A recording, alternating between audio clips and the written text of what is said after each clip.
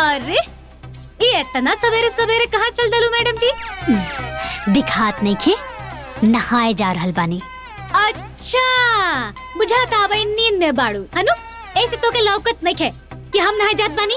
अरे नींद में हम ना मैडम, नींद में ता तू बाड़ू। अब चला हटा, हमार कपार पे सवार मत होखा, हमरा के नहाए के बाद देर होखता। नहाए तो पहले हम ही, और ज्यादा ना टाइम पास मत कर, बुझलू? चला हटा यहाँ से। तू मैडम ना कान खोल के सुन ला, पहले हम आइल बानी त नहाए तो पहले हम ही, और अगर ढेर पटर पटर करबू ना तो ऐजा केहू झगड़ा छुड़ावे वाला भी नहीं खे। अच्छा तो धमकावत तारू? हाँ धमकावत आनी, का करबू? का करे? ऐसन ढंग से नहवाइब ना कि जिंदगी भर नहाइला भुला जाएगी। ढेर बोला मत, वरना साबुन और शैम्पू लगा के ऐसन मारेब ना कि जिंदगी भर नहाए के भूल जाइबू। हाँ? अच्छा हाँ तो नहा के दिखाओ। देखा पहले नहाए तो हम ही।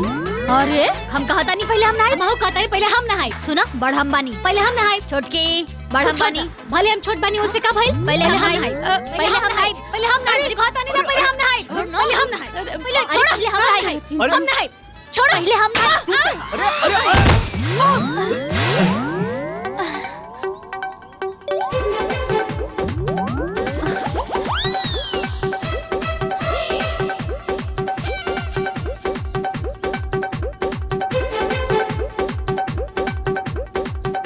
जा तू ही जाके नहा ला पहले। नहाई भी करो।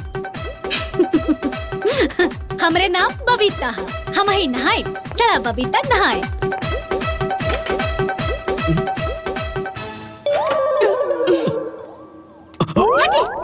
एगो कम रहे कि दूधू को लेके आ गई बड़ी। हे भैया चला, छोड़ा जाता चला। काजी बड़ा बखान करत रहनी हा कि देखिया ऐसन चुन के पत्ता उतारब पूरा गांव जोर देखत रही। यह नमूना बतार पताओ के हैं?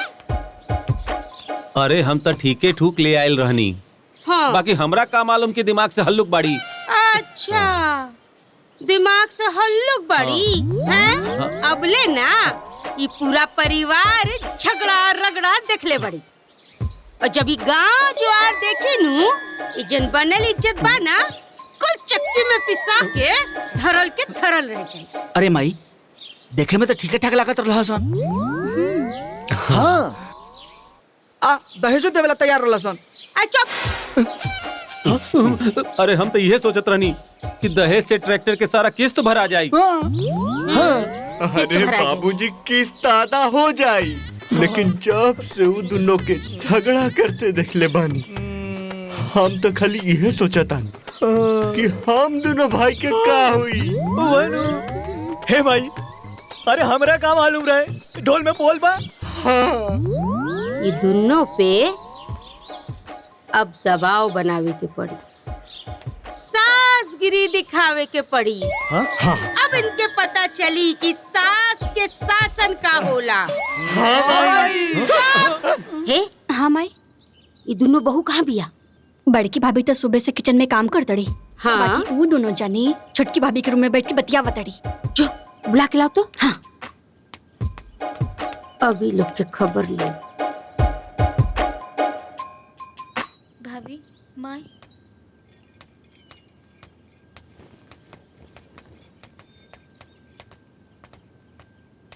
का हो तू दोनों यह गुण सहूर सीख के आइल बाड़ू हैं कि बड़की जेठानी किचन में काम करत बिया और तू दोनों बैठ के आराम फरमा रहल बाड़ू। ये ठीक बात बा? अरे निर्मला। जी माँ जी। ये दोनों के कुछो सिखाओ, ससुराल में कैसे रहल जाला ये कुल सिखाओ, न तो हमके सिखावे के पड़ी। जी माँ जी। अरे का जी माजी बोलत रहले? जो तोरा से कुछ ना हो, ये झाड़ू उठाओ और पूरा घर में झाड़ू लगाओ। अबले घर में झाड़ू नहीं खेलागल। जो जी।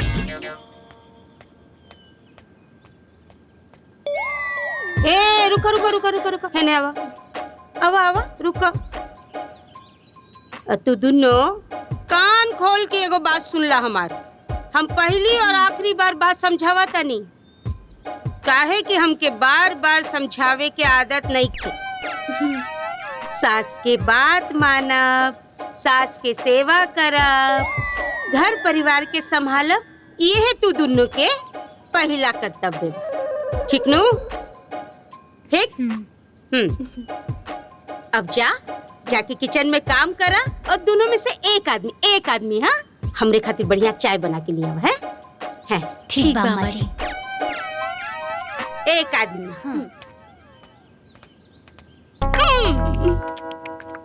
ओ भाई मजा। चल चला।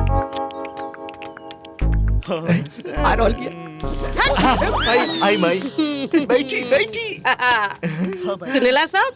एकदम लाइन पे ला देनी है, एकदम राइट टाइम। अरे माई ये तो कुछ भी को दे ले। हाँ माई, और जब तू डांटत रहलू ना वो दोनों चुपचाप बीगी बिल्ली नियन सुनत रहलिया। और देखला लो माई के शासन। जा चाय बना के दे दो।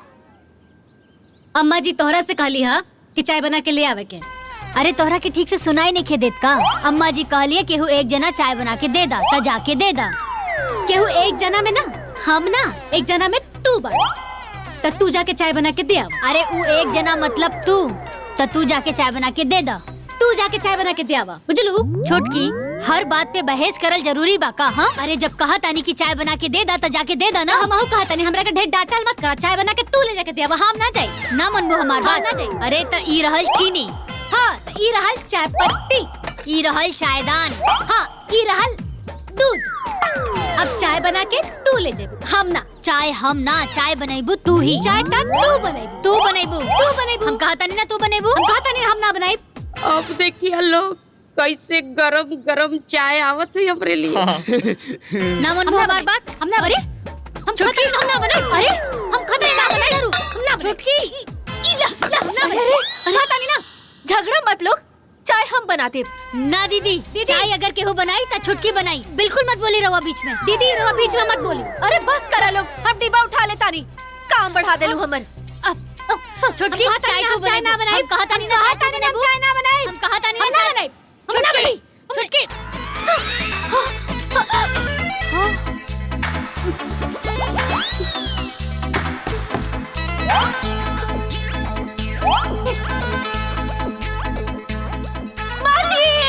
चाय बन गई। आ रहल बा।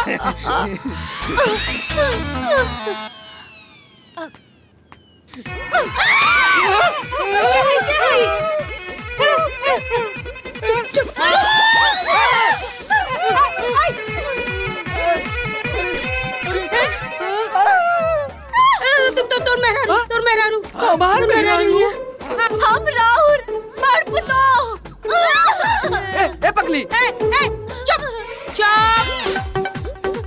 के कइले बाई काम? समधे जी प्रणाम। अरे अरे अरे प्रणाम। अचानक समधी जी, घर में सब ठीक बा? हाँ हाँ सब ठीक बा। वो कहा कि कविता बबिता खातिर साड़ी ले आयल रहनी है। अच्छा अच्छा, आई चली। चली।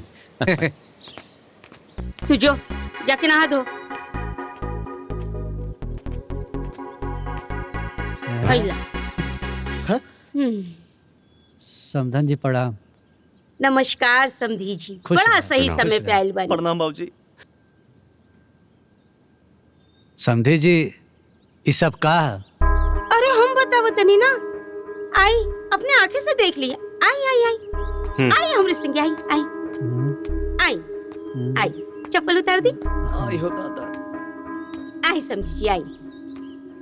जाई, हम त समझा समझा के थक गइल बानी। अब रहुआ आ गइल बानी, रहुए अपन दोनों बिटिया के समझाई। अरे जब देखा चूहा बिल्ली जैसन लड़त रहे। अब जाई रहुए समझाई।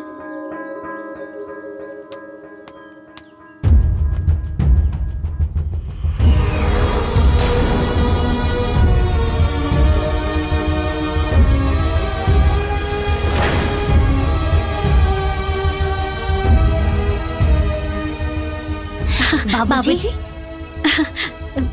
गुलाम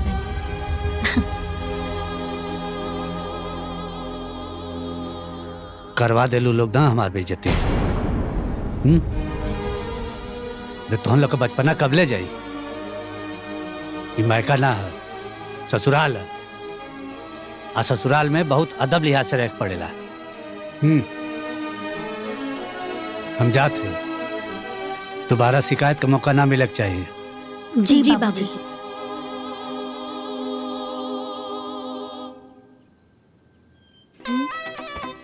ई तहार हा, ई हमार हा।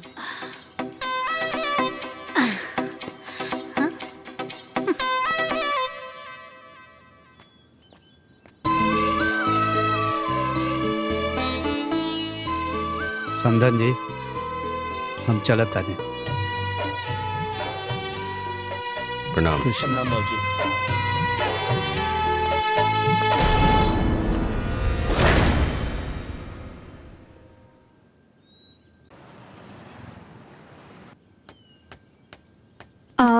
भाभी तनी हमार बाल बना दी ना। का बबनी जी, एगो हमें भौजाई बानी का राउर राउर राउर भी भौजाई बाड़ी, जाई ओखनी से करवा ली। अच्छा अच्छा ठीक बा, जाना कविता बबीता केहू से बंधवाला। अच्छा रुक, कविता बबीता जी अम्मा जी। आवा तनी आइजा तू लोग। बताइए अम्मा जी। जी अम्मा जी। जी अम्मा तनी जी। कर बाल बांधा। हाँ आई बबनी, हम बाल हाँ बांध अच्छा ठीक बा, लाई हम बांध देता नी। देतानी। अरे हम कहा तानी ना हम बाल बांध देतानी। छुटकी, हमहू तो कहा तानी ना कि हम बाल बांध देता नी। हम कहा तानी ना कि हम बाल बांध देतानी। अरे अरे अरे, एक आदमी बाल बांधा और एक आदमी जाके किचन के काम करेला है। हाँ अम्मा जी, रवा हाँ। सही कहा तानी। सुना, तू किचन के सारा काम निपटा दा, बाल हम बांध देतानी। सुनो, किचन के काम तू कर सकेलू, हम बाल बांध देता नी। ठीक बा हम ना? कहा तानी ना कि बाल हम बांधतानी। बाल हम बांधे। बाल हम बांधे। बाल हम बांधे। हम बांधे। बाल हम बांधे। बाल हम बांधे। हम बांधे। बाल हम बांधे। छोड़ हमारे बेटी के बाल, छोड़ बस। तू लोग रहेगा हैं? हम खाना भी बना ले, बाल भी हम बांध दे, ठीक नु? तू लोग अंदर चल, जा जा अपन कमरे में जा। चलो। कौन ना, हम बांध देता, चुप हो जा।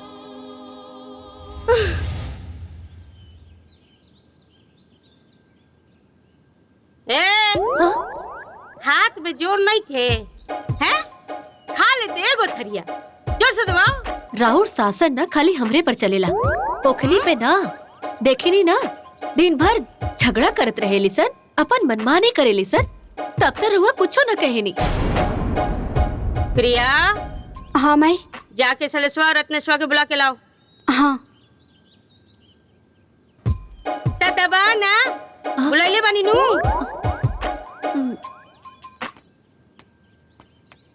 हाँ माई। ए बाबू, पानी जोन है ना सर से ऊपर जा रहल बा। तू दुनो अपन मेहरारू के समझाला, ना तो फिर हमई के कुछ करे के पड़ी।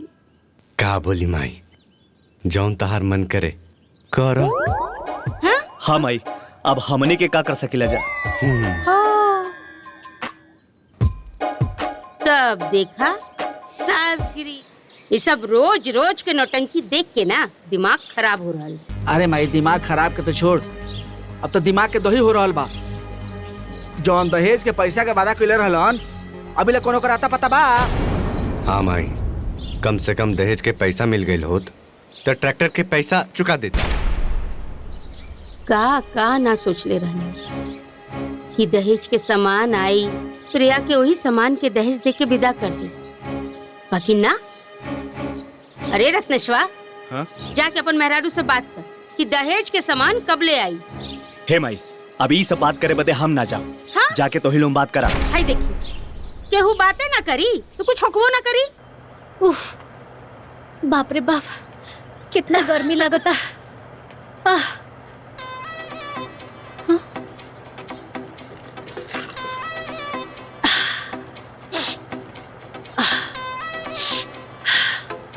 अब जान में जाना होता।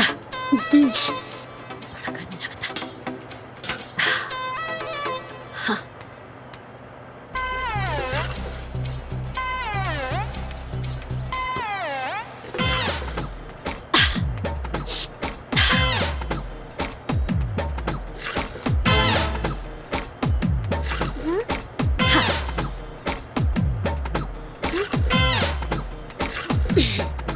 हे, ई का हो रहल बा? देखी ना अम्मा जी, हाँ। हम बैठ के पंखा के हवा खात रहनी हा, दीदी अपना और घुमा ले लिया। तो ठीक है ना। वो अपन दहेज में पंखा लेके आयल बिया त हवा खा रहल बिया। तू अपन पंखा दहेज में मंगवावा, हवा खा।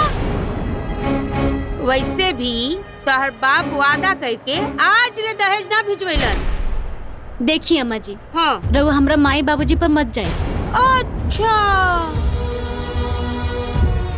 अगर वो लोग बड़ा इज्जतदार बाड़े सन तो बोलना था अपन बाप के कि बकाया दहेज भेज दे। अम्मा जी, ये पंखा ना हमार बाबूजी ही देले बाड़े। हाँ? और ये पंखा के हवा हमनी दोनों बहन खातिर हा। हाँ? और एक बात अम्मा जी, आगे से कब्बो हमार बाबूजी के नाम मत लिहा। हमनी दोनों बहन बटल नहीं खींचा। हमनी दोनों बहन बाटल नहीं खी और ना केहू बांट सकेला। चुप हो जा छुटकी, बैठा।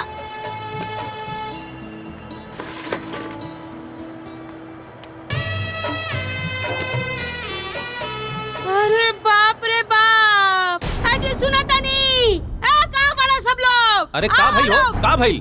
हाय देखा, देखा दोनों के अभाई से हमसे जवान लड़ावे लगली सन, हैं? अभाई से हमरा के पटीदारी समझतिया।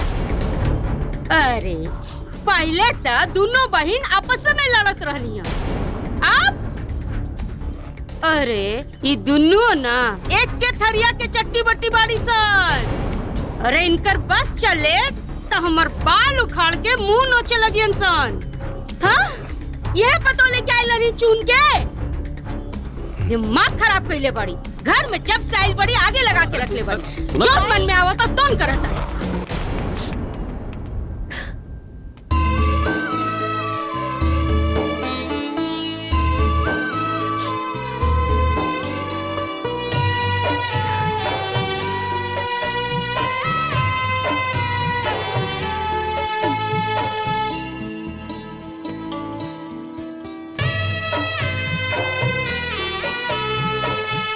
एकनी के साथ का कल जाए? ये दोनों के मैं के भेज दा। हाँ। ओसे का हुई माई? बस इतने ना कि कुछ दिन खातिर घर में नाटक बंद हो जाए। कुछ दिन खातिर ना, हमेशा खातिर। अरे हमेशा खातिर? अरे ओसे पूरा गांव समाज में हमनी के बदनामी होगी। हमनी के ना होगी, उनन के होगी। उनन के? वो कैसे? जब कोनो शादीशुदा बेटी मायके में जाके बैठ जाले तब लड़का वाला के जवाब देवे के ना पड़ेला, लड़के वाला के ढेर जवाब देवे के पड़ेला। और गांव समाज के लोग लज्जा करके दहेज देवे के पड़ी। और जब दहेज दे दी तो विदा करा के ले आई जा बस। हाँ, सही कहा तड़ी माई। ऐसे सांपों मर जाई और लाठी भी ना टूटी। तो का? माइन माइन माई, प्रणाम माई। अरे खुशी रहा हमर रानी बिटिया लो। कैसन बाड़ू? हमनी की तो ठीक बानी माई, रउआ कैसन बानी? माई के फोन जेकर दूधू को बेटी एक ही दिन घर से विदा हो जाए, भला होकर माई कैसे रह सकेले? वैसे तू लोग के खुश देखे ना हम बहुत खुश बानी। ए बेटा, छोटकी कहाँ बिया? अरे एहजा बिया, ली बात करी ला। हेलो। हाँ प्रणाम माई। खुश रह। का हो, तू तो बेटियन के भुलाइए गईलू। हमरा पता रहे, सबसे पहले तोरी ये शिकायत रही, ते अभी तक सुधर ले ना। अरे तो बेटी के कर हई, तोहार है ना, तो तोरा से शिकायत ना करब केकरा से करब? पता बा अपना माई से ज्यादा अपना बाबूजी के बाड़ू। ए बेटा। हाँ माई। समधिन जी कहाँ बाड़ी? तनी बात कराओ ता। अच्छा, लाइने पर रहा, बात कराओ तनी। वहाँ के बहरिया बैठल बानी। हाँ। अब अम्मा जी, माई के फोन है, रवा से बात करे के कहा था। हाँ दादा लाओ। हेलो। प्रणाम समधिन जी। प्रणाम। और सब मंगल बानू? अरे हाँ, रवा सब के आशीर्वाद से ना सब कुशल मंगल बा। बोली। समधिन जी, वो का बात बना एगो बात कहे के रहे रउआ से। रउआ ना तनी बेटिन सबके विदा कर देती, बड़ी देखे के मन करता। हाँ तो ठीक है नु बा, तो एके जन के कि दोनों के?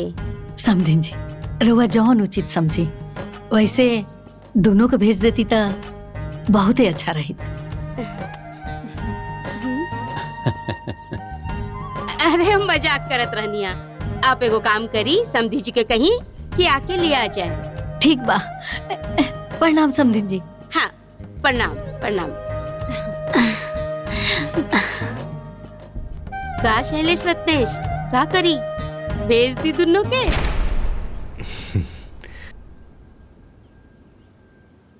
अब जैसन राव रिक्शा माई। ठीक बा, जा जाए के तैयारी कर लो। ठीक बा अम्मा जी। एला तू दोनों भी जा, मदद करा। जी माई। ठीक बा माई। माई दीदी दीदी कहाँ बानी लोग? दीदी अरे का हो? अरे दीदी रवा लोगन खातिर साड़ी ले आइल बानी। खटिया भी ना। हाँ बैठी। अरे बुआ जी अम्मा जी जल्दी आई, देखी ता छुटकी सबके खातिर तीज के साड़ी लाइल बिया। हाँ दीदी। अच्छा ये साड़ी अम्मा जी खातिर। अरे अब बुआ जी तो तीज करे नी ना, यही से रवा खातिर साड़ी ना ले आनी। हाँ कैसन बा? बाकी ये तो लहरिया साड़ी ना हो भौजी। इले हाई के कर साड़ी हो? ये हमार साड़ी है। तनी दिखावा ता। अब ये हो वैसे नहीं बा।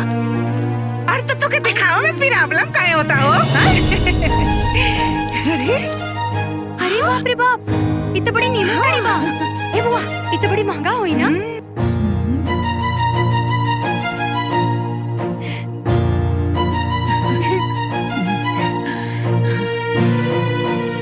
ए छुटको, तहार ई साड़ी ता हमनी के साड़ी से महंगा बा।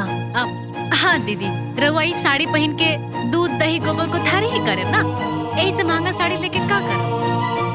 हमरा तो स्कूल में पढ़ावे जाए के बा, अफसर लोग के मीटिंग में जाए के बा, तो महंगा साड़ी तो चाहबे करी ना, यही से अपना खातिर महंगा साड़ी लेनी है। अरे छोटको, तो के दुआ करे का कोनो अधिकार नहीं के हो? काहे बुआ जी? अरे कमाल तो हम ही बारी ना।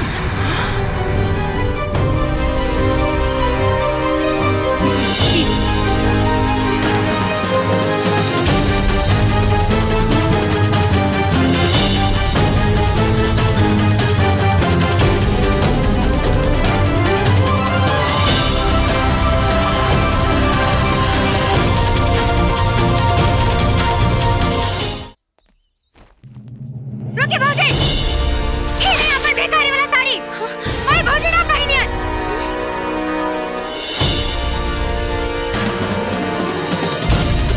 दीदी ये कौन ड्रामा है? हाँ बोली, ये हमरा ऊपर साड़ी फेंक ली है? हाँ? अरे शुक्र मनावा कि तोरे ऊपर साड़ी फेंकला सर। हम रहती तो तोरे मुंह पर फेंक देती। बुआ जी। अरे का बुआ जी रे? का बुआ जी? आय करे तोरा लाज ना लगल रे? अरे जौन औरत तोरा के पढ़ावे खातिर अपन सब कुछ लुटा देलस, अते तू ओकरा खातिर हई भिखारी के साड़ी लेके लिया? अरे जौन जेकरा लायक रही उहे नु दियाई, एमे चिल्लाए के का जरूरत बा तना? अच्छा हो त तू बड़का लायक बन के आई रहलू है? अरे उ त ओकरे असरहल कि तोके मटराइन बना देलस, ना त का कर तू हो? हाँ तई घरों में और भी तो लोग बा, काहे ना पढ़ा के मटराइन बनाते नहीं? हमार मेहनत नहीं खे का? अरे बाप रे बाप, अरे एकर देखा हो लगन। हे भगवान, कैसे नितरा दिया, कैसे नटा दिया? अरे एकर कुलकुटल पिसल मट्टी कई दलस। अरे का चिल्लात हई? देखा नहीं बाबूजी, बड़के भौजी अपन कान के बेच के इनके फोन दिलवाईली, इनका के टेबल कुर्सी दिलवाईली, और आज ही हमने से कैसे बर्ताव करतारी? अच्छा मोबाइल किन ली ना, तो ले अपन मोबाइल। ना चाहिए हमको मोबाइल। ली धरे अपन मोबाइल, ली पकड़े अपन मोबाइल।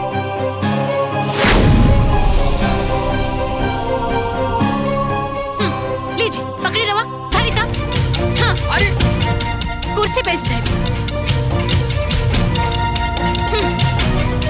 हटी, ली अपन कुर्सी।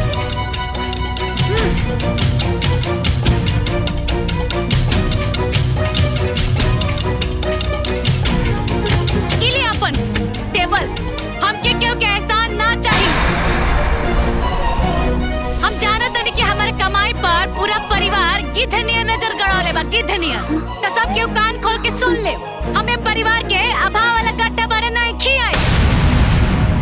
अरे हमारा अपन जीवन बाकी नहीं, हाँ? जब देखे तो हाय पैसा, हो पैसा। अरे तनख्वाह मिलल नहीं, लूटे खातिर तैयार। जेकरा अपन जीवन गोबर में मिलाओ के बा, वो गोबर में मिलाओ। बस हमार कमाई हमरा सुख दुख खाती बाटे। चली जी, बहुत हो गई, चली।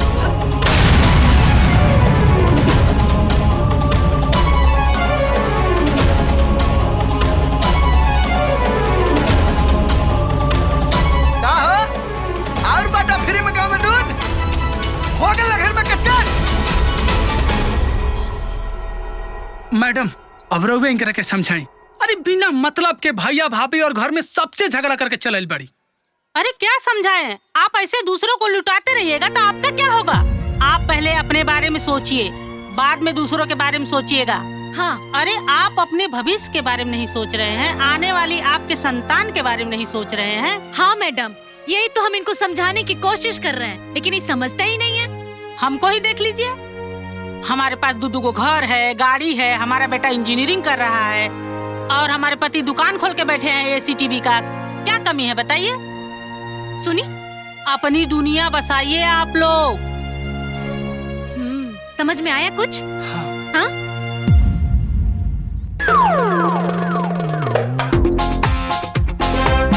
भौजी, राउरी मुंह में लगावे वाला हमू लगा ली का? अरे ना ना ना ना, मत लगाई। अरे मत लगाई, मत लगाई, मत लगाई। काहे भौजी? अरे दवाई है ना, राउर फेस खराब हो जाए। अच्छा। इतना महंगा साबुन शैम्पू ये लोग खाती थोड़े ना खरीद ले बानी। अरे बाप हो बाप, अरे ये तो बड़ी अपस्वार्थी बिया हो दादा। ये कैसन छील छील के बोलतिया। माई खाए के मन ना करता, घी मिला दे ना। बेटा घी खत्म हो गई बा, काल सुबह निकाले फिर रोटी में लगा के दे। दूध से खाला रोटी। ना माई, दूध से ना खाई।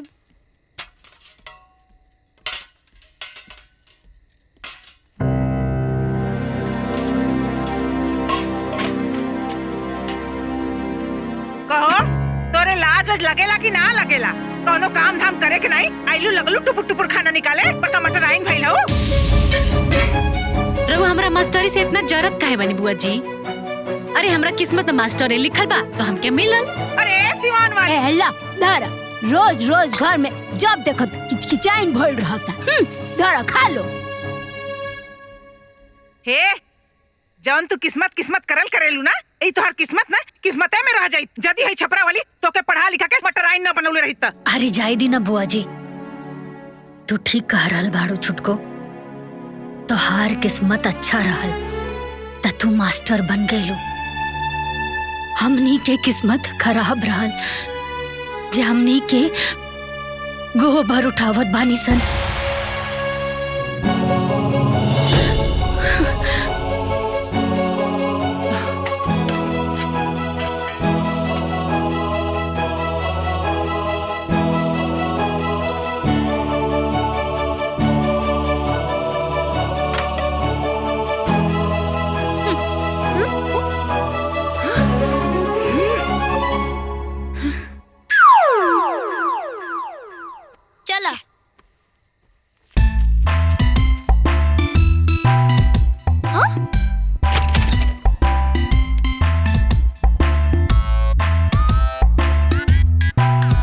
देखी रवा खातिर स्पेशल घी खरीद के लाइल बानी।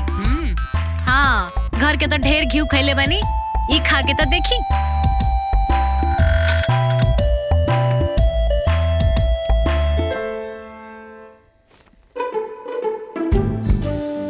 बुआ, सलाद।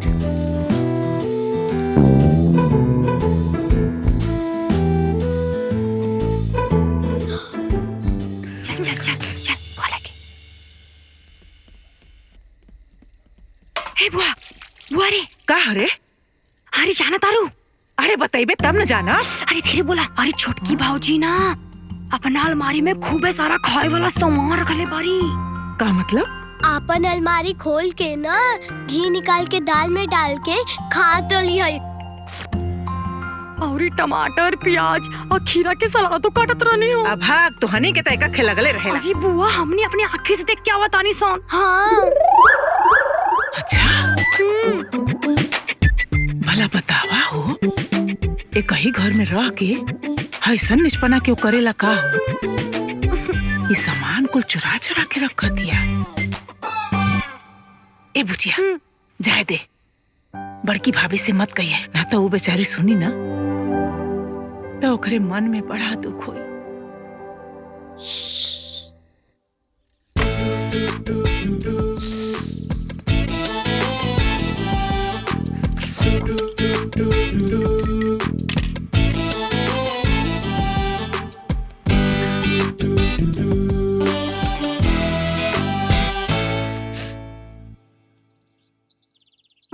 का भइल बबनी?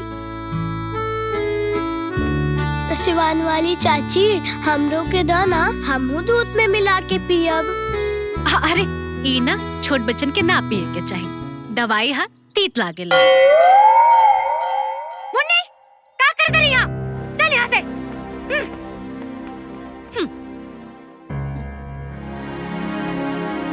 बुआ बुआ बुआ चल बुआ बुआ अरे बुआ का भइल रे? का भइल? हेले पकड़। अरे बुआ अरे का हो गइल रे? हाँ छोटकी भौजी दिन पे दिन इतर भल जाता रही। का हो गइल? हे मुन्नी बताओ रे। अरे वो दूध में ना मिर्च पाउडर मिला के पियत रही है। आहा मांगने है तब बोलत रही है कि ना ना ये दवाई बा तीत लागी। भला बतावा हो दादा, ये लइकन भगवान का रूप हो खिलन। ये लइकन से इतना काहे इतरातिया हो? बुआ इनका सब इतर पन्ना निकाले जरूरी है बा। अरे चुप चुप कौन होती है?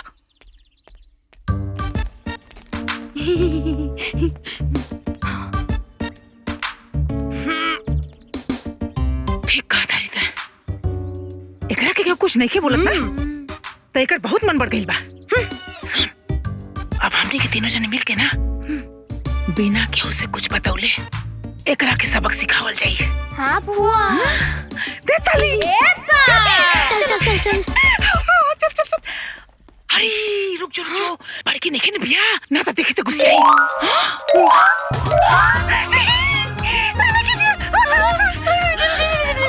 अरे जल्दी आओ सर। चल चल चल चल चल।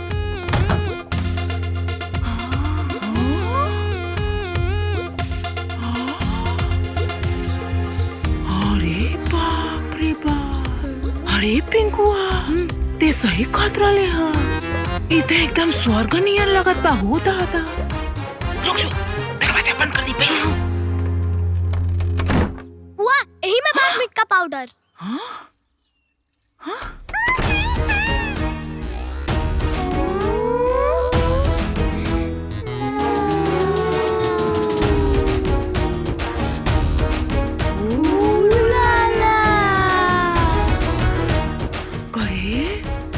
इताल गही घर बसा ले भी एकदम।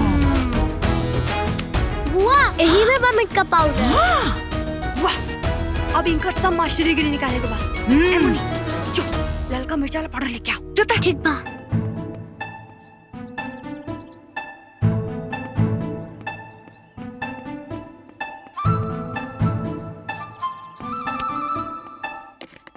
आइला बुआ जल्दी मिलाओ। मजा आई।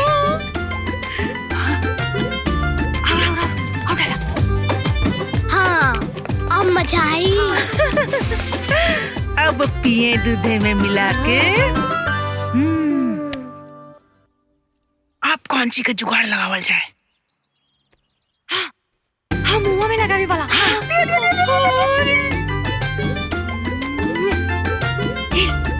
एकरा मुंह में लगाई त मुंह पर पराई, लेकिन एकरा खातिर कौन उपाय कइल जाई? टमाटर और मरचा के पीस के चटनी बनावल जाए। ला पकड़ा, हम लेके आओ तनी। हाँ चली चली। अब लगावे मुंह में।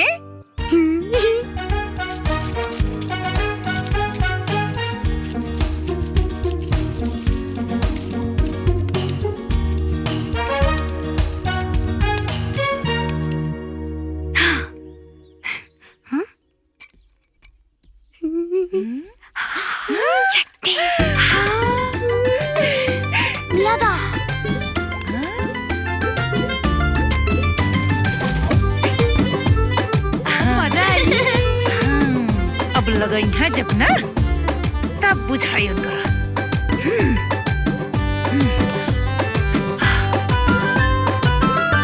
अरे पिंकुआ जल्दी करो जल्दी करो जल्दी करो जल्दी। अरे अरे जल्दी समनिया ले रे, अरे जल्दी समनिया रख रे। जल्दी जल्दी हाय ला। अरे वो मुंह में लगाओ वाला लेके आ रहे हैं, तो लेके दिमाग का नहीं काम करो। अरे बाप रे बाप, रख जल्दी बंद कर। अरे वो कुछ चटनी से ले भी रे। अरे नैनीता आ जल्दी, अरे जल्दी करा रे।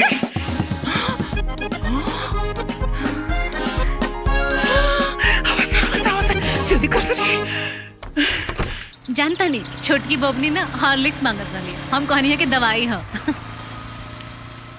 अरे हई उहे लल्लन के पतोहिया होय ना। अरे एकरे बारे में तो बतिये कईल बेकार बा, मत पूछा।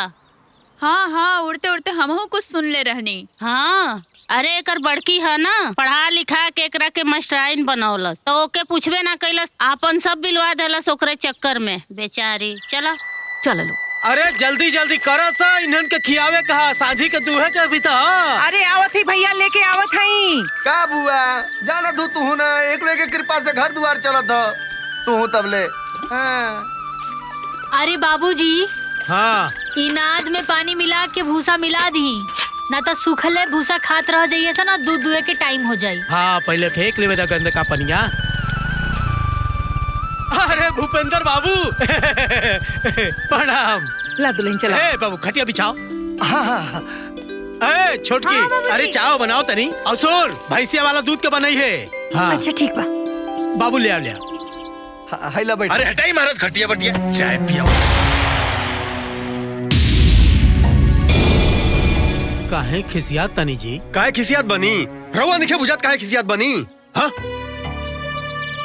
पैसा ले आयल रहनी जा तो जमीन के वाले 70,000 रुपए के बाद भइल रहे तो का कर रहनी जा रहुआ कि तगादा ना करे के पड़ी, और आज तगादा करे आग पड़ गई।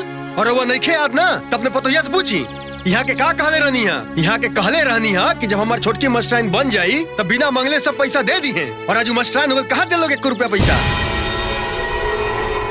बात तो सही कहतनी जी, बाकी हमार बड़की पतो जौन सोचले रहे उ भइल ना, यही से पैसा देवे में थोड़ी देर हो गई। हाँ तो ठीक बा, कोनो बात नहीं, लिख दी जमीन हमारे बाबूजी के नाम है। लेकिन हमार तनी मनी खेत बा, लिख दिहल जाए तो हमनी कहाँ जाए जाए। अच्छा लिखबो ना करब अब पैसो ना दे, वाह का बात बाटे। एकर कोनो हल बताई? एकर हल यह बा कि जैसे रहुआ इतना समय से हमरा पे भरोसा कैले बानी, 1 साल भरोसा और कर ली, कुल पैसा राउर वापस कर दे। ना भाभी देखिए अब कोनो बात। हम राउर आगे हाथ जोड़ता नहीं। ठीक बा, लेकिन ध्यान रहे अगर 1 साल के बाद पैसा ना लौटल तो जमीन भुला जी। हाँ चल बेटा। 1 साल के बाद यदि पैसा ना आयल ना तो जमीन बाबूजी के नाम लिख दिया लोगन, बुझाता ना।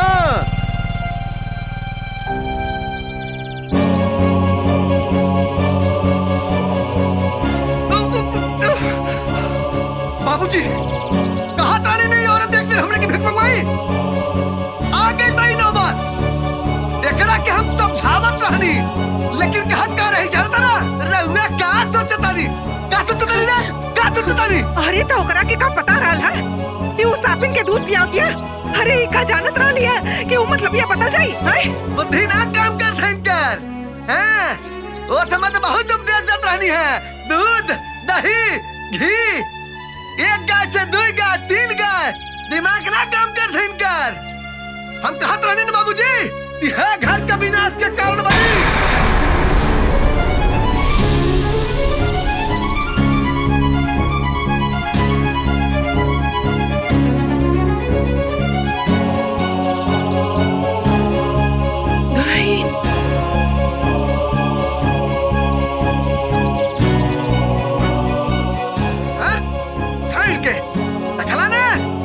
चिड़ावत जात हई, हो गल घर का कल्याण, हो गल। बुआ बुआ बुआ छोटकी चाची आवत ताड़ी। हाँ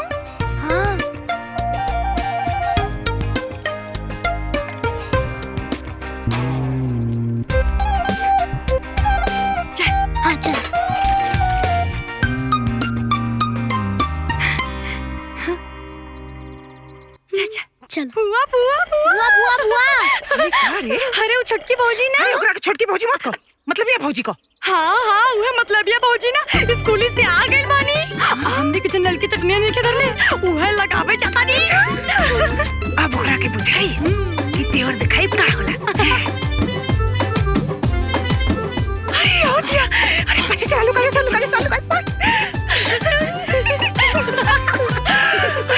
चुप। अभी लगाई ना तब मजा आई। हाँ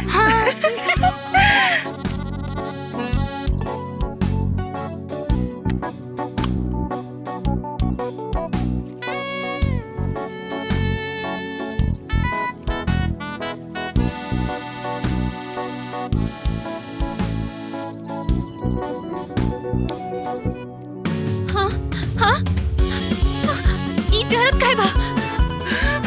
अरे लगाता लगाओ दिया। चल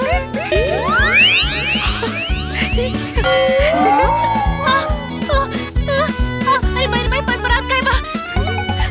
बड़ी चतुर बनत रही है ना, अब पता चली इनकरा के। हाँ अरे मेरे पानी का बा। अरे बाप रे बाप, पानी।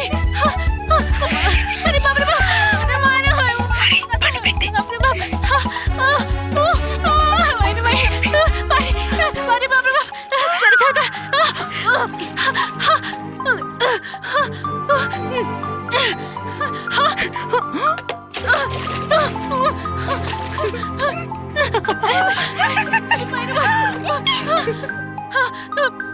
बरात काहे बाटे? ई दवाई है ना भौजी, रउआ चेहरा पे सूट ना कइलो हुई।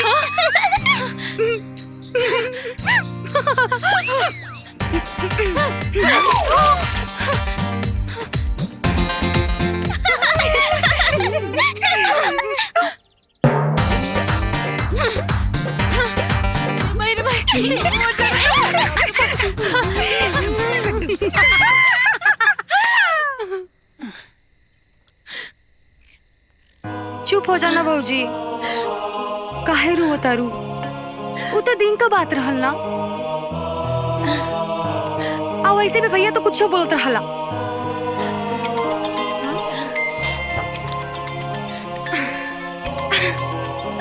अरे डॉक्टर साहब के फोन बा, इले कर लेना बात भौजी। हाँ डॉक्टर साहब, मैडम हम पिंकू बोलत तानी। हाँ खुश रही, जरा अपन छपरा वाली भाभी से बात करा दी ना। अच्छा इले बात करी,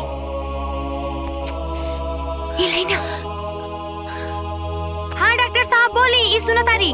देखी ना, हम अपन मौसेरी बहन के शादी में जाता नहीं और रसूलपुर वाले फूलचंद बाबू के गाय के तबीयत खराब हो गई बा, तनी जाके देख लेब का हो गइल बा डॉक्टर साहब? ये हमरा के तो नहीं मालूम, रउआ जाके देख ली ना। अभी? हाँ उनकर गाय के तबीयत बेसी खराब बा, तो अभी जाके देख ले। बोली ना। ठीक बा डॉक्टर साहब, भौजी पहुंच जाई हैं। अच्छा प्रणाम डॉक्टर साहब, रखत हाँ खुश रही।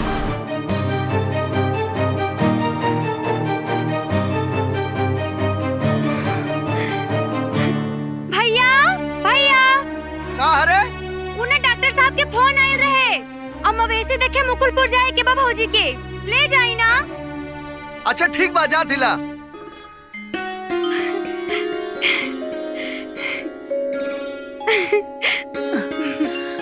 ए बबनी। हाँ भौजी। तू ई कुल बना दिया। हाँ हम देख के आवत। हाँ तू जल्दी जा, हम सब कर देब। हाँ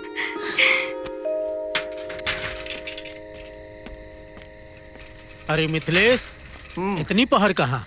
मुकुंदपुर जाता नहीं बाबूजी, मवेशी दिखावे के उनकरा के। अच्छा अच्छा ठीक बा, आराम से जइहा लोग। चला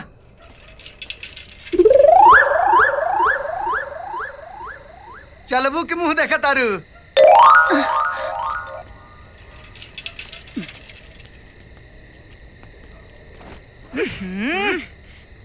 कितना गंदा हो गई बारे। करे पिंकुआ, तो के कितना दिन से कहत बाड़ी कि हमार चदरवा धो दे, बाकी ते बाड़ी की पता नहीं कोने काम में व्यस्त रहेली। अरे बुआ सरफ खत्म हो गई बा, आई तो धो दे। ला लग गई तार बिस्तरा। अरे जाप कहाँ बाड़ी, मच्छरदानियों लगा दे बुचिया। अरे मच्छरदानी काहे लगावत बानी, ऐसे ही फैल के सूता लोग। ए भौजी, तू हमारे सूते के चिंता मत करा, पहले तू सबके खातिर गिलासी में दूध निकाला। अरे पिंकुआ। हाँ माई। तनी ते ही आके सबके दूध दे दे, हमरा तनी उंघाई लागता। ठीक बा। बुआ आज हम तोहरा लगे सुतब काहे से कि माई गल बाड़ी दवाई खातिर। अच्छा आवा आवा हमरे लगे सुता। अब का भइले? वाह वाह वाह रे छटकी बाबूजी। अरे अब मजा आई।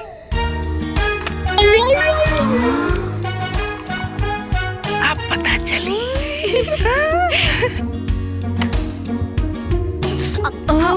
अरे मच्छर कटत का दो रे।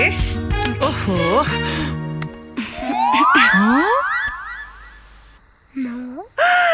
अरे रुक जा सरी, खाली 10 मिनट फिर देखिए हसन मर्चा का कमाल।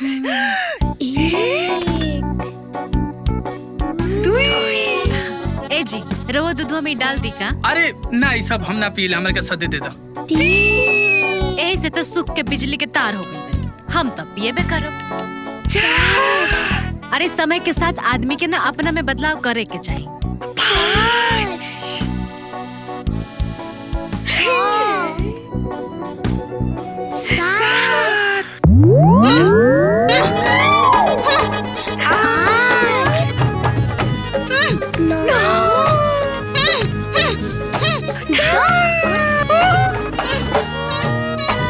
अरे अरे का भइल हो? अरे अरे का भइल हो? काहे उल्टी का करूं? हां काहे उल्टी का करूं? उल्टी नहीं की कर, मुंह पर पराठा काहे तो मुंह पर पराठा का भइल चाची? तीत लागता का? अच्छा चाची दूधे में मिटका पाउडर मिला ले रहलू का? अरे दवाई है ना, तीत त लगबे करी। देखी हमरा के चिढ़ावता है लोग कब से। अरे लइका बिया वो ठीक हो जाए। का ठीक हो जाए? रोना ना बुझब, परेशान का करत ले बस। सब हट अरे भाई चीनी का भइल चाचा? डांटन काहे नहीं था? डांटा डांटा।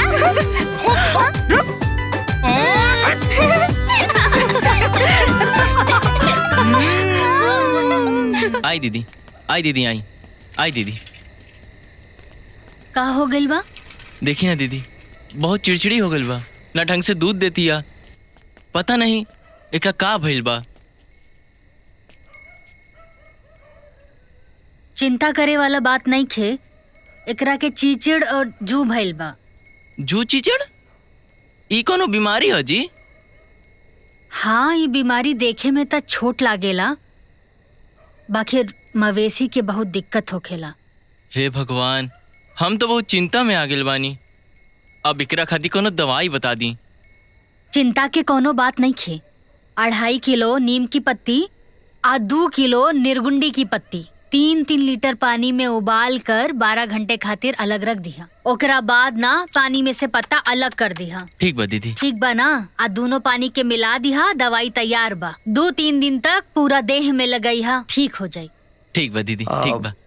वैसे रात काफी हो गई बा, हमने के चले के चाहिए। हाँ जी चली। दीदी इला दीदी अपन फीस।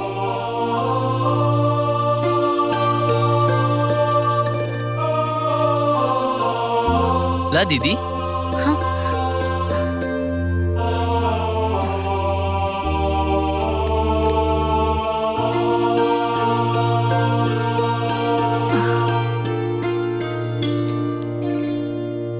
चला दीदी छोड़ दी आई। अरे ते मक्खिया हाँक लेते। करे हाउ छोटकी बच्चीवा के बनले रहली है? गईवा कुल दूधवा पिया गई? रतिया मही तो बनले रहनो। अच्छा ते बनले रहले है, तब्बे हम कहीं कि कैसे छोड़ा ला लसिया। तोर दिमाग तो खाली दोस्तन में रहेला। अब हम बनले रहनी तो हमरे दोस्त आ जाए ना। सुनी जी एगो बात कहे के चाहता नहीं। हाँ, कहा? हम सोचत रहनी कि मवेशी डॉक्टर बन जाए। का? फिर से कहा था? जी मवेशी डॉक्टर बन जाए। तुम्हारे दिमाग की स्क्रू ढीला हो गए का? दिमाग तुम्हारा काम करती है? पागल हो गए? सब धरती पे चला तू धरती से 2 फुट ऊपर चले लू। इतना उम्र हो गई, इतनी बड़ी बिटिया हो गई, अब तू पढ़ाई करबू। तुम्हारे दिमाग में जो चीज चल तुरंत शुरुआत हो जाला। आगे पीछे ना देखे लू। अरे का भइल? काहे भर भर चिल्लाता रे? अरे हम का बताइए कर डिस्टर्ब हो गया, दिमाग कम ना कर देकर। भइल का? एकर दिमाग खराब हो गया। मवेशी वाला डॉक्टर बने कहा था।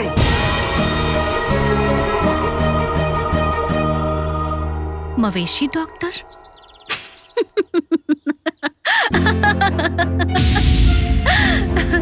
अरे हम मास्टर बन गए नी तो रवो डॉक्टर हो जाए का दीदी? अरे ये हलवा हका कि गप गप खा ले हम? कहीं रवा ऐसा तो नहीं न सोचत कि मास्टर से बढ़कर डॉक्टर होला तो काहे ना हम डॉक्टरे बन जाए? अरे खाली सोचला से ना होला, एकरा खातिर बहुत मेहनत करे के पड़ेला। अपना ऊपर दम होके के चाहिए, कॉन्फिडेंस होके के चाहिए, जौन हमरा अंदर बा। रवा जौन करतानी ना उहे करी। ये गोबर गोथारी दूध दही, हाँ? ज्यादा उड़ी मत, ना तो चारों खाना गिर के चित हो जाए। बाबूजी सही कह दिया, पागल हो गई बिया। अरे को तो ये रोहन सोहन बा, कुछ नहीं करे के, दिन भर उल्टा सीधा काम करे के बा। डॉक्टर बनिए डॉक्टर।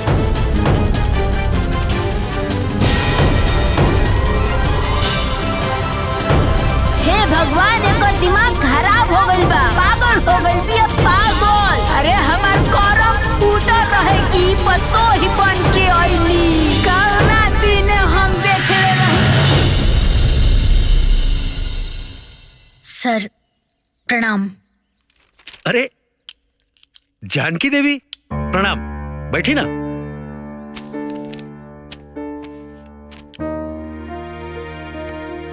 बताएं एजा कैसे? डॉक्टर साहब हमरा के मवेशी डॉक्टर बने के बा। अब काहे ना बन सकीला? ना ना ना बन सकेली, लेकिन ऐसन का जरूरत पड़ गई। रवा ऐसे ही अच्छा इलाज करत बानी, इलाज करत रही और पैसा कमात रही। ना डॉक्टर साहब, हमरा के सही वाला डॉक्टर बने के बा। हमरा के केहू के बतावे के बा कि मास्टर से बढ़ डॉक्टर होला। कहाँ तक पढ़ल बानी? 8वीं पास बनी। 8वीं? तो सबसे पहले रवा के 10वीं पास करके पड़ी, ओकरा बाद 12वीं, वो भी साइंस साइड से 60% मार्क्स लेके पास हुए के पड़ी। ठीक, फिर BBSC में मतलब बैचलर ऑफ वेटरनरी साइंस में 5 साल के कोर्स करे के पड़ी। डॉक्टर साहब रवा भी यह पढ़ाई के ले बानी? बिल्कुल, हम भी यही पढ़ाई करके डॉक्टर बनल बानी। डॉक्टर साहब हम हूँ पढ़ब और डॉक्टर बनब। हमारी शुभकामनाएं आपके साथ हैं।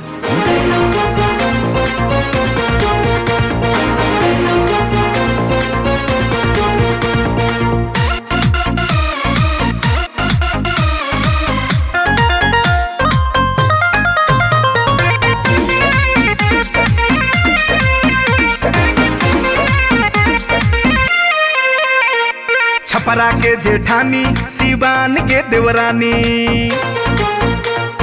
दोनों जानी सुपर, अरे दोनों खूब सयानी।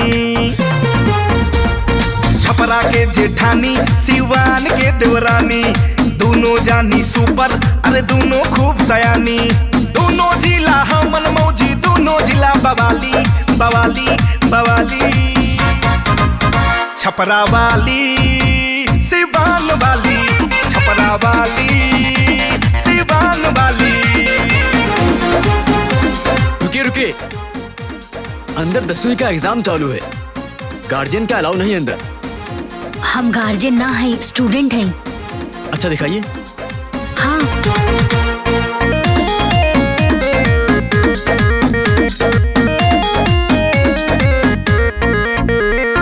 आन बान और शान में दोनों लाजवाब जी, मान और सम्मान में दोनों बेहिसाब जी।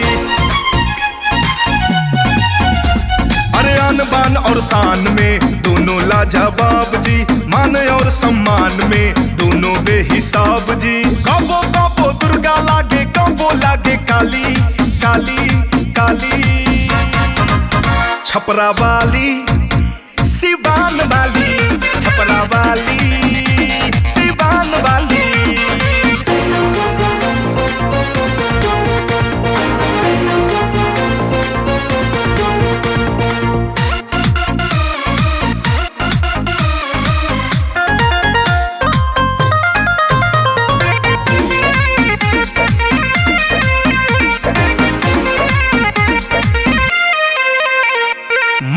या मजाक में बात जी दिल पे लागे जी, हर मुश्किल में लड़के निकले सबसे आगे जी।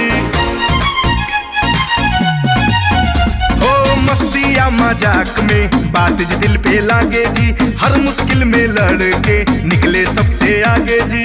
एक रहे जी बात बात तो दूसर डाली डाली डाली डाली, छपरा वाली सिवान वाली, छपरा वाली सिवान वाली, छपरा वाली सिवान वाली, छपरा वाली सिवान वाली, छपरा वाली सिवान वाली, छपरा वाली सिवान वाली, छपरा वाली सिवान वाली।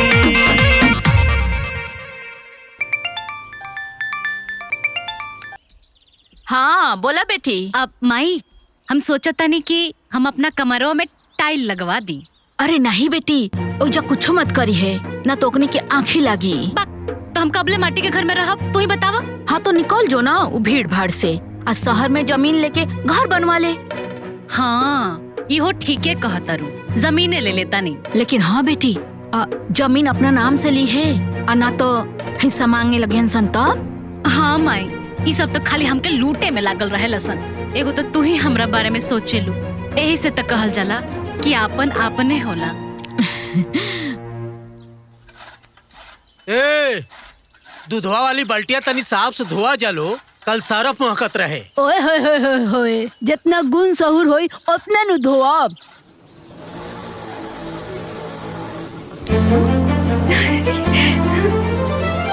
रुक दे।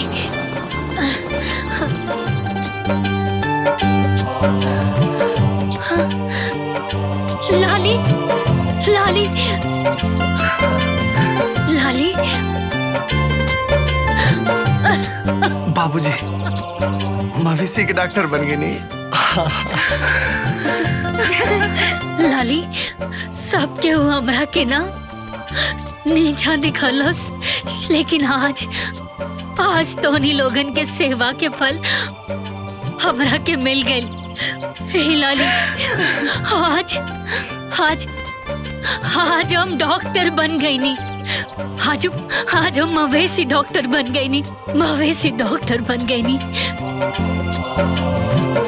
बाबूजी बाबूजी बाबूजी, हम मवेशी डॉक्टर बन गए नी बाबूजी, हम मवेशी डॉक्टर बन गए नी। हम मवेशी डॉक्टर बन गए नी बाबूजी। हमारे घर के गौरव हो तू, छपरा वाली दुल्हन। अम्मा जी, अम्मा जी, अम्मा जी हम डॉक्टर बन गए नी, हम डॉक्टर बन गए नी अम्मा जी। आपन आशीर्वाद दी अम्मा जी। जिया जिया, आपन आशीर्वाद दी। बुआ जी, बुआ जी। ये देखा डॉक्टर साहब आएगी ने। आओ डॉक्टर साहब बाबा।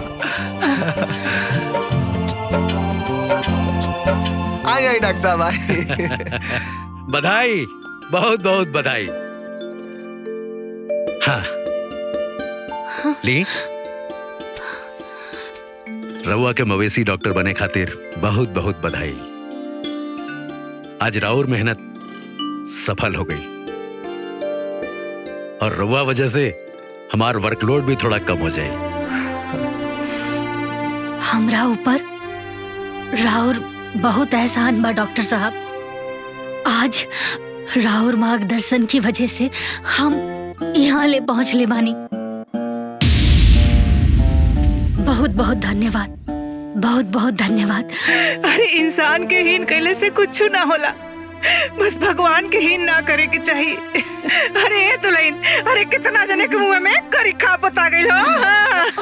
अरे आवाज रे, अरे अंगना सुना दुआ सुना सबे हमार बाप ने। डॉक्टर बन छपरा वाली डॉक्टर बन गई, सबे सुना छपरा वाली डॉक्टर बन गई, डॉक्टर बन गई, डॉक्टर बन गई, छपरा वाली डॉक्टर बन गई, डॉक्टर बन गई,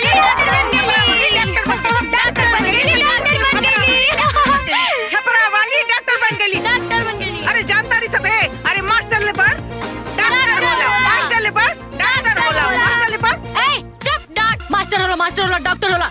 बहुत हो गए मास्टर डॉक्टर। चली जी।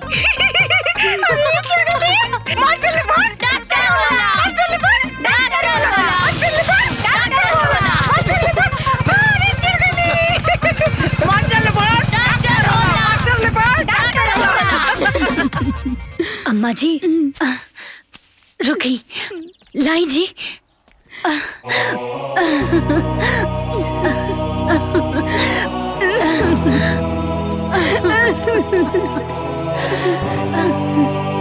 बिटिया, हम तोरा के बहुत भला बुरा कहनी, हमरा के माफ कर दो बिटिया। लाल बाबू यादव 2 बेटा, रवि कुमार 3 बेटा, हाँ? अमरजीत 2 बेटा 2 बेटी। अरे थोड़ा रुकिए ना मैडम, धीरे धीरे बोलिए। अच्छा ठीक है। हाँ बोलिए। रागिनी देवी 1 बेटा 2 बेटी। 1 बेटा 2 बेटी। राजकुमार 1 हाँ। बेटा। हाँ राजकुमार। पंकज यादव 1 बेटा 7 बेटी। हाँ। ए मैडम जी, वो जमीनिया का हुआ जो हम देखे थे? रेटवा बढ़ गया है, सीधा 4 लाख। जमीन का भाव आसमान छू रहा है और आप हैं तो जमीन पे घूम रही हैं।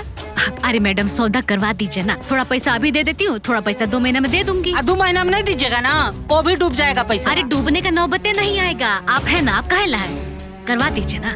ठीक है, हम बात कर लेंगे, आप जाके चेक दे दीजिएगा। ठीक है।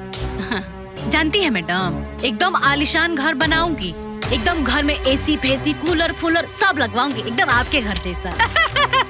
बहुते बढ़िया, बहुते बढ़िया। अगर ऐसे ही हमारी कमाई चलती रही ना तो सब हो जाएगा एकदम। ये जो दमदार प्लॉट है ना, आराम से, थोड़ा कीचड़ है, ये देखिए 3000 स्क्वायर फीट बा। ये देखिए ना, बगीचा बाटे, छत पे खड़ा हो जाए तो एकदम झरझर झरझर मस्त हवा लागी। ठीक लागता, ये ले लिहल जाओ। ठीक बा, ये लिए। सुनी जी, ई फाइनल बा, हमने के ये ले हम। फाइनल? हाँ। ठीक बा, चलिए ऑफिस। चलिए। 8 लाख बढ़िया से देख के साइन करिए। 8 लाख रुपया।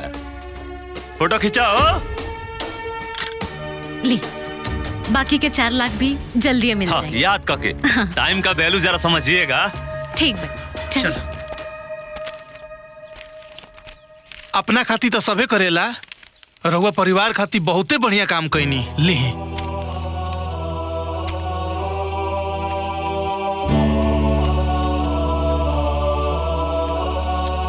पैसा लौटावे में टाइम लाग गइल, ओकरा खातिर हम माफी चाहतानी। कौनो बात ना, फिर जरूरत पड़ी तो ले ले हम।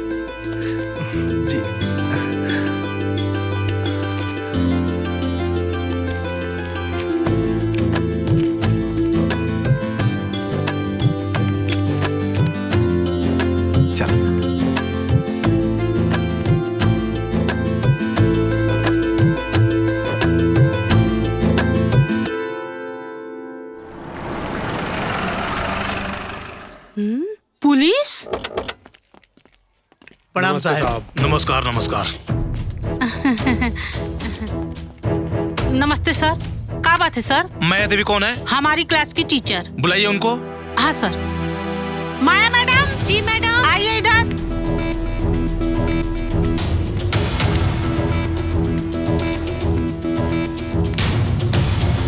आप सब, ये सब लोग? कोषाहार का रजिस्टर आप मेंटेन करती हैं? जी सर। ले आइए उसको। अभी लेके आती हूँ। सर आइए ना, कुछ नाश्ता पानी। नहीं, मेरे पास टाइम नहीं है। सर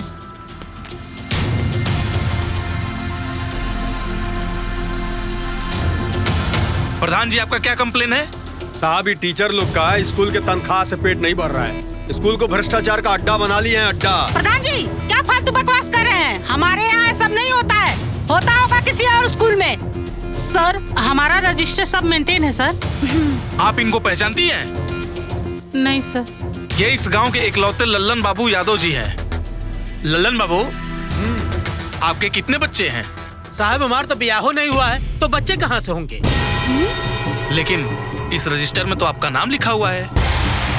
ऐसा साहब एक मामला नहीं है, ये राजेश हैं, इनके भी 2 बच्चा लिखा हुआ है। इधर राम प्रसाद है, इनके 4 बच्चों का नाम लिखा हुआ है। अगर पोल खुल गई सर, तो मामला बहुत ऊपर तक जाए, बहुत ऊपर तक। मैडम जी, आपके पास इनका कोई जवाब है? सर इस नाम के तो बहुत सारे गांव में हैं। प्रधान जी की सब चाल है सर। झूठ बोलने में आपको शर्म नहीं आती? हाँ? शिक्षक होके घोटालाबाजी करती हैं? आप दोनों शिक्षक के नाम पे कलंक है। आप दोनों को सस्पेंड किया जाता है। अरे सर, हम मैडम जी के कहने पर सब लिखे थे, हमारा कोई दोष नहीं है। अरे हमको तो ये भी नहीं पता था कि मैडम हमसे फर्जी नाम लिखवा रही हैं। देखिए हमारी बात पे यकीन करिए, हमारा कोई दोष नहीं, हम निर्दोष हैं साहब। इसीलिए आपको सस्पेंड किया गया है। 5 लाख रुपया जुर्माना राशि के साथ 1 महीने का मोहलत दिया जा रहा है। अगर समय से आप नहीं जमा करेंगी तो मैडम की तरह आप भी गिरफ्तार कर ली जाओगी। गिरफ्तार करो। नहीं सर, हमें छोड़ दीजिए सर, मुझे माफ कर दीजिए, मुझे माफ कर दीजिए। ऐसा गलती दोबारा नहीं होगी सर। आप शिक्षक की छवि को दागदार कर रही थी, शिक्षा को मजाक बना के रख दिया। अब अपने पाप का प्रायश्चित करना। चलिए हवालात का हवा खाइए। याद रहे, 1 महीना 5 लाख।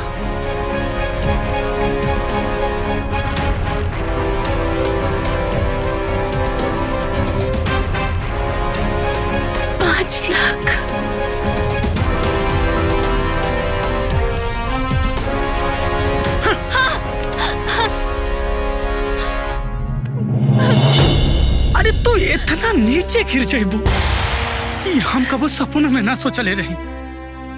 अरे तू जब स्वार्थी बन गेलू ना, तो हम सोचने की समय के तक समझ के माफ कर दे, जैसन बाड़ी हमर मेहरारू बाड़ी। लेकिन तू चीटर बन गईलू। अरे तहरा वजह से, सिर्फ तहरा वजह से आज ये पूरा गांव समाज में हमारा पूरा परिवार के मान प्रतिष्ठा सब कुछ मिट्टी में मिल गए। सब कुछ सिर्फ तोरा वजह से। अरे तुम्हारी करतूत ना पूरा गांव समाज जाना था, और अरे तहरा वजह से आज हमारा पूरा परिवार के मुंह पे पूरा गांव समाज के सामने काले पुत गई। सिर्फ तहरा वजह से। एक बात याद रखी है, आज के बाद ना हमरा से कोनो उम्मीद मत रखिए। ना जी, सुनी, सुनी। अरे पिंकुआ, अरे भगवान का घास घमंडे नु होला रे। आय? अरे जब रावण का ना चलल तो इंसान का का चली रे। हाँ बुआ, भगवान के घर देर बा, अंधेर नहीं खे।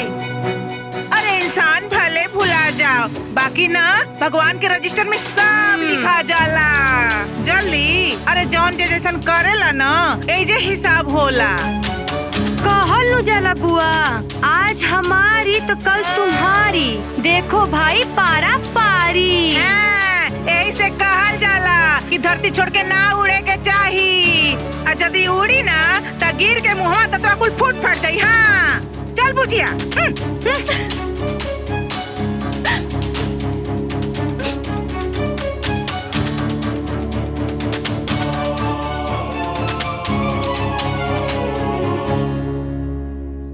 अरे आप टेंशन मत लीजिए, डील एकदम सही से कर देंगे। ए बाबा हो देखी ना, मनु जी इनका दिखाई तनी हमार फोन आवत हटे। हेलो। अरे मैडम जी, राउर अगला पेमेंट काहे नहीं होत बाटे? सामने वाला पार्टी हमरा के पेमेंट खातिर बार-बार प्रेशर डालता। भैया अभी हम जमीन लेवे के पोजीशन में नहीं की, हमके हमार पैसा वापस करवा दी। अरे मैडम जी ऐसे थोड़े ना होला। वही बेरा हम रउवा के हर शर्त बता दिल रहनी कि समय पर और पेमेंट ना आई तो डील भी कैंसिल हुई और पेमेंट भी रिटर्न ना हुई। देखिए भैया, हम बहुत बड़ा समस्या में फंस गए बने, हमके पैसा के बहुत जरूरत बा, हमके हमार पैसा वापस करवा दी प्लीज। मैडम ये बिल्कुल संभव नहीं है। संभव नहीं है? प्लीज भैया देखिए, हमार बात समझे के कोशिश करी, हमार मजबूरी समझी रहुआ, हम रहुआ आगे हाथ जोड़तन, पैर पड़तनी, प्लीज हमार पैसा वापस करवा दी। मैडम मैडम मैडम ये बिल्कुल पॉसिबल नहीं है। प्लीज भैया बात सुनी ना, हमार बात समझी। अरे मैडम भैया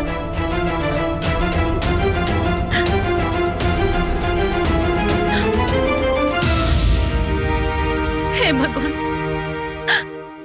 इतना पैसा के इंतजाम कहाँ से करब? अब हम क्या करी?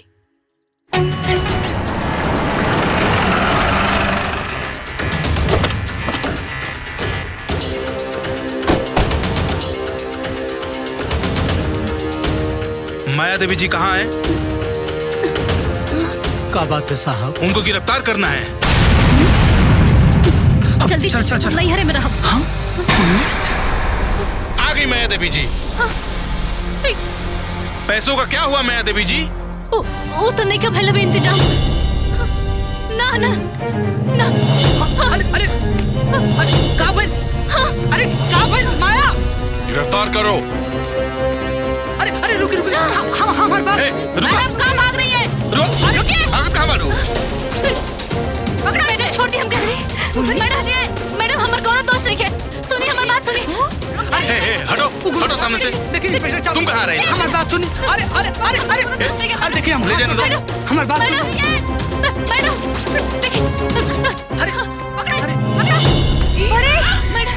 चलो जेल। मैडम हमारी बात सुनिए। अरे ए साहब ओके माफ करिए साहब, कायदे साहब माफ कर दे साहब। अरे मैडम सुनिए ना। मैडम चले ले चलो। बाबूजी हम क्या बचा ले बाबूजी, हमरा ऊपर तो है बाबूजी। एक तो शिक्षक होके भ्रष्टाचार करती हो, फिर भागती हो। चलो अब जेल की हवा खाओ। हमरा के छोड़ दिलो, हम पैसा का व्यवस्था कर रहल बानी। ए जी समझाई ना लोग के, हम जल्दी 5 लाख रुपया भर दे। हम भरना था तो पहले क्यों नहीं भरी? अब गिड़गिड़ा रही हैं। बाबूजी हमरा ऊपर तो है बाबूजी, रुआ कुछ करे ना बाबूजी, छोड़िए। साहब इनके छोड़ दे। पहले घोटाला करना है और फिर बचना है, शर्म नहीं आती आपको? ले चलो। अम्मा बचा ले हमके, बचा ले हमके। अम्मा जी हमके बचा ले। गलती करने से पहले सोचना चाहिए ना। शिक्षक को गुरु कहा जाता है और गुरु पूरे दुनिया को ज्ञान देता है। वही लोग अगर गलती करेंगे तो फिर राम ही जाने उस विद्यार्थी का क्या होगा। आप शिक्षक के नाम पर कलंक है। सोचिए आपके इस गलत करतूत की वजह से आपके पूरे घर परिवार का शर्म से सर नीचे झुका हुआ है। चलिए अब कोर्ट में सफाई देते रहिएगा। बात सुनी, बात तो सुनी। रुक जाइए सर जी।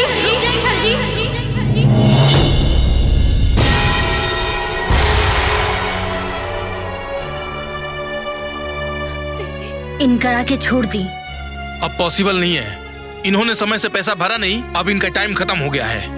कितना पैसा बा सर जी? 5 लाख। 5 लाख। 1 मिनट रुकी।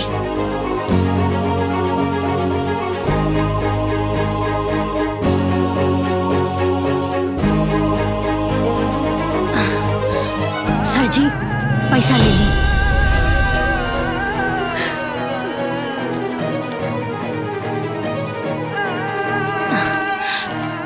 सर जी ई रहल राउर 5 लाख रुपया। ये थैला दे दीजिए। जी। आप कौन? सर जी हम ई घर की बड़ बहू वेटनरी डॉक्टर श्रीमती ज्ञानती देवी। आप इस घर की बड़ी बहू और ये आपकी छोटी देवरानी है। देवरानी ना सर जी, हमार छोट बहन। शर्म करिए आप, डॉक्टर की छोटी बहन होकर घोटाला करती है। आपके घर परिवार के लोग कितने अच्छे हैं, हाँ? आप इतना भ्रष्ट कैसे हो गए जी? घर वालों का मान प्रतिष्ठा का जरा भी ख्याल नहीं है आपको। आप इंसान और इंसानियत के नाम पर कलंक है। आज अगर आपकी बड़ी बहन पैसा नहीं दी होती तो आप जेल की हवा खा रही होती। छोड़ दीजिए इनको। धन्यवाद।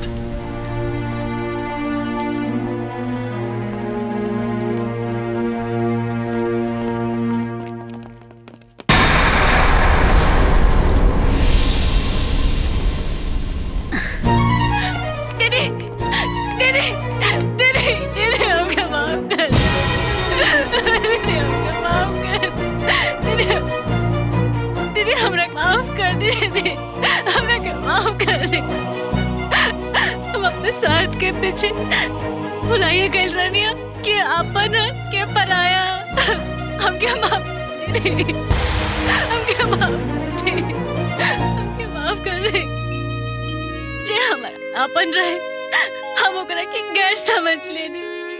हमरा के माफ कर दे। हमरा के माफ कर।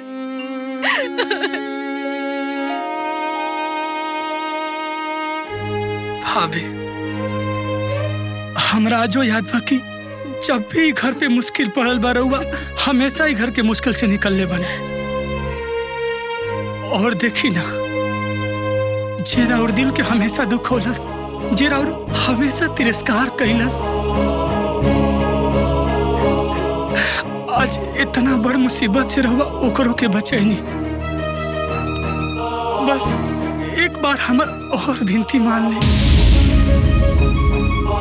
अगर हो सके तो हमनी के माफ करके अपना ली भाभी। हाथ जोड़ के रहुआ से माफी मांगते नहीं, बस माफ कर दी हमनी के, माफ कर दी, माफ कर दी।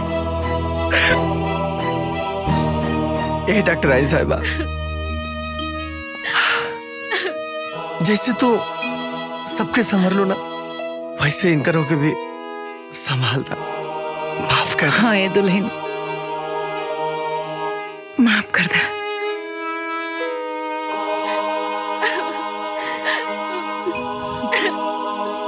हाँ दुल्हन, माफ कर दो।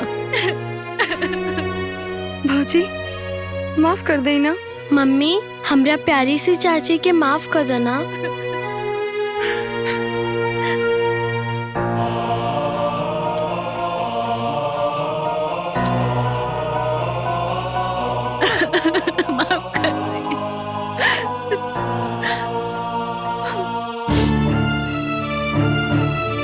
माफ कर दे, माफ कर दे।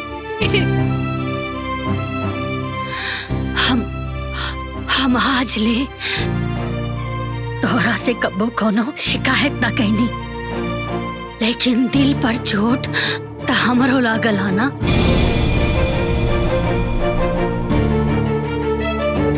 देखला हम फिर भी तोहरा के माफ करतानी। अब तक खुश बाड़ू? काहे से कि जौन पेड़ के पानी से सींचल जाला ना, ओकरा के फलल फूलल देख के बहुत खुशी होला, बहुत खुशी होला, बहुत खुशी होला। बाबूजी